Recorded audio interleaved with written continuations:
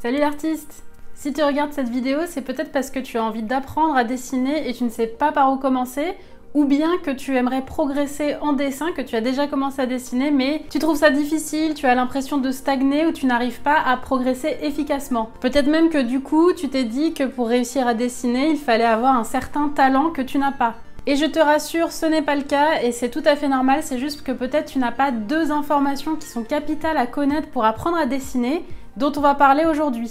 Je fais cette vidéo avec ces deux informations parce que je ne les ai pas encore vues sur les réseaux sociaux, elles sont pourtant très importantes, donc je vais t'expliquer de quoi il s'agit et surtout comment les utiliser pour progresser en dessin.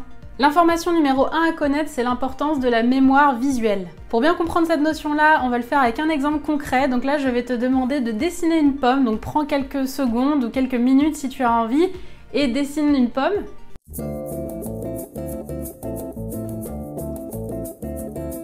Voilà, maintenant que ça c'est fait, peut-être que ta pomme, elle ressemble à ça. Peut-être même que tu lui as mis de la couleur ou une petite feuille, j'en sais rien. Et je vais te poser quelques questions sur cette pomme. De quel type de pomme s'agit-il? Est-ce que c'est une Granny Smith? Est-ce que c'est une Gala? Autre chose? Est-ce que cette pomme, elle est complètement ronde? Est-ce qu'elle a des défauts? Est-ce que quelqu'un a croqué dedans? D'où vient la lumière? Est-ce qu'elle vient de la gauche, de la droite, du dessus? Et sur quelle surface elle est posée ta pomme? Il y a des grandes chances que tu n'aies pas la réponse à ces questions et même peut-être que tu n'y as même pas pensé. Et c'est normal, c'est parce que ce que tu as dessiné, ce n'est pas une pomme spécifiquement, c'est la représentation mentale que tu as d'une pomme.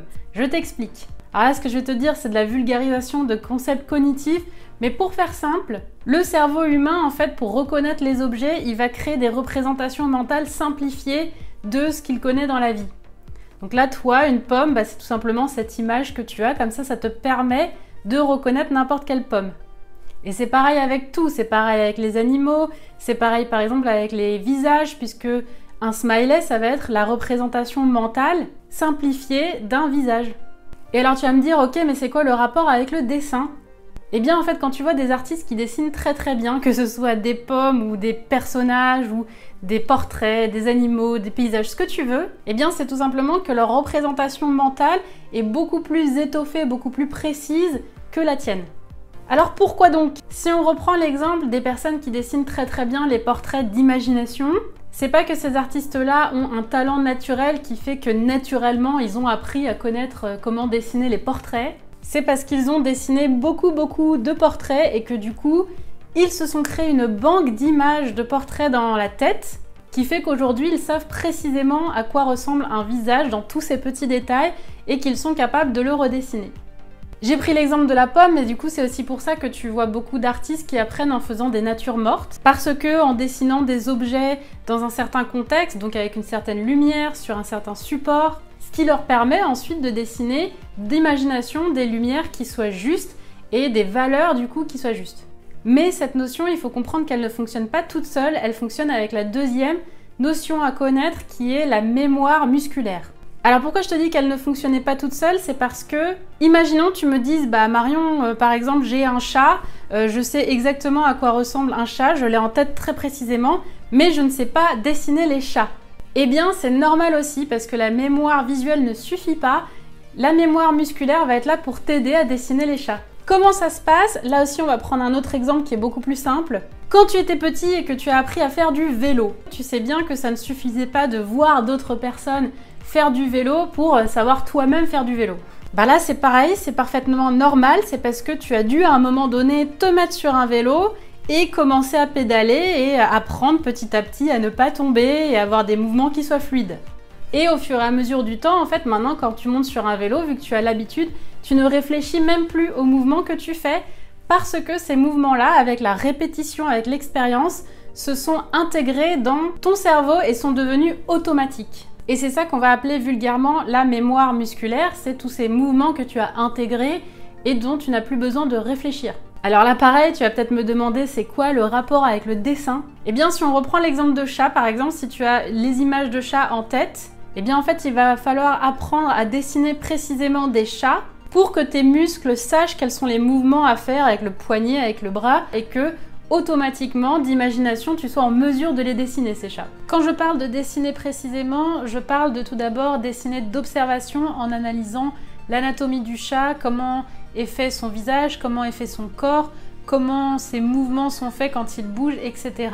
Dans l'objectif de vraiment comprendre en fait ce que tu dessines et de comprendre comment fonctionne un chat. Et bien sûr, ça ne marche pas que pour les chats, ça marche pour n'importe quel objet, bâtiment, portrait, etc. Anatomie humaine, c'est la même chose pour tout. Donc là encore, comme tu le vois, ça n'a rien à voir avec le talent. Même si on prend l'exemple de Léonard de Vinci, et ben en fait, s'il a réussi à dessiner la Mona Lisa, c'est pas parce qu'il y a un talent divin qui lui est venu d'un coup, c'est parce qu'il a pratiqué beaucoup le portrait, et bien c'est devenu naturel pour lui, en tout cas plus naturel de dessiner des portraits, et donc la Mona Lisa. Et du coup, le point important de cette vidéo, c'est comment tu peux faire pour prendre ces informations et faire en sorte de t'améliorer du coup en dessin toi-même. Et bien en fait, c'est assez simple. Selon ce que tu aimerais apprendre à dessiner, il va falloir te créer une routine pour apprendre à ce que ces choses-là rentrent dans ta mémoire visuelle et dans ta mémoire musculaire. Donc si par exemple tu veux apprendre à dessiner, je sais pas moi, des dragons, eh bien évidemment si tu commences, même si tu dessines depuis très longtemps et que tu n'as jamais dessiné de dragon, tu ne sauras pas dessiner un dragon. Donc il va falloir que tu prennes le temps pour dessiner plein de dragons sous différentes positions, avec plusieurs, je sais pas moi, types d'écailles, plusieurs types de dragons, des méchants, des gentils, ce que tu veux. Et comme ça, après, si tu as envie de dessiner des dragons d'imagination, tu auras toutes les cartes en toi, dans tes différentes mémoires pour dessiner des dragons.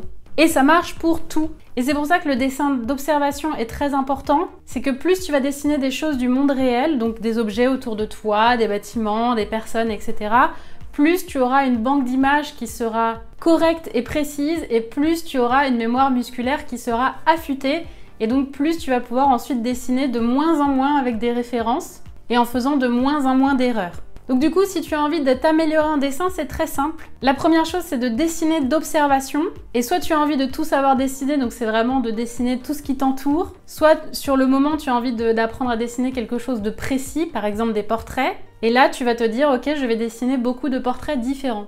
La deuxième chose, c'est de dessiner intelligemment, parce que pour intégrer cette mémoire visuelle, il va falloir que tu comprennes la structure de ce que tu es en train de dessiner. Donc par exemple, encore une fois, si tu dessines un portrait, eh bien pendant que tu dessines, il faut que tu réfléchisses à « Ah ok, le nez il se met comme ça, d'accord, la structure du crâne elle fonctionne comme ça, si je dessine le personnage dans cette position, voilà où se mettent les ombres en fonction de la lumière. » Bref, essaye vraiment d'analyser ce que tu dessines. Et comme ça, encore une fois, l'image que tu auras créée dans ta tête sera correcte et très précise. Et enfin, le troisième point, c'est tout simplement de dessiner beaucoup. Parce que plus tu dessines et plus tes muscles en fait vont suivre ce qu'il se passe dans ta mémoire visuelle et dans ta tête, et plus le tout s'accordera bien pour que tu aies des dessins efficaces, rapides et corrects. Voilà, j'espère que cette vidéo un petit peu étonnante aura été utile pour toi. Mets-moi un petit pouce bleu si c'est le cas. Si tu as des questions, comme d'habitude, tu peux me les mettre en commentaire. Si c'est la première fois que tu viens sur cette chaîne, bienvenue et je t'invite à t'abonner pour voir les prochaines vidéos. Et d'ici la prochaine vidéo, dessine bien!